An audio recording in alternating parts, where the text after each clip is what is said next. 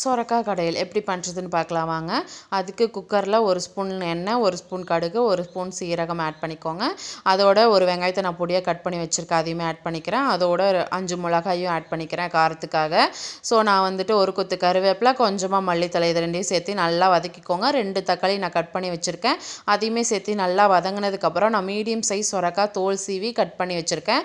So அதையும் add பண்ணிவிட்டு உப்பு சேர்த்து நல்லா வதக்கிக்கிறேன். நல்லா வதங்கி வந்ததுக்கப்புறம் நான் மசாலா வந்து பார்த்திங்கன்னா 1 ஸ்பூன் குழம்பு மிளகாத்தூள், 1/2 ஸ்பூன் வந்து தனி மிளகாத்தூள், 1/2 ஸ்பூன் வந்துட்டு தனியாத்தூள் ஆட் பண்ணியிருக்கேன்.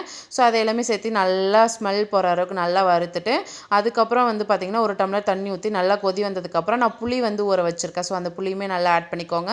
நல்லா கொதி வந்ததுக்கப்புறம் ஒரு 5, 6 விசில் விட்டு எடுத்தீங்க அப்படின்னா இந்த மாதிரி தான் இருக்கும். ஸோ இதுக்கப்புறம் நல்லா மத்து வச்சு கடைஞ்சிங்க அப்படின்னா சொரக்காய் கடையில் ரெடி. ரெசிபி ட்ரை பண்ணிவிட்டு எப்படி இருக்குதுன்னு மறக்காமல் கமெண்ட் பண்ணுங்கள். நம்ம சேனலை சப்ஸ்கிரைப் பண்ணாமல் வீடியோ பார்க்குறீங்க, சப்ஸ்கிரைப் பண்ணி சப்போர்ட் பண்ணுங்கள்.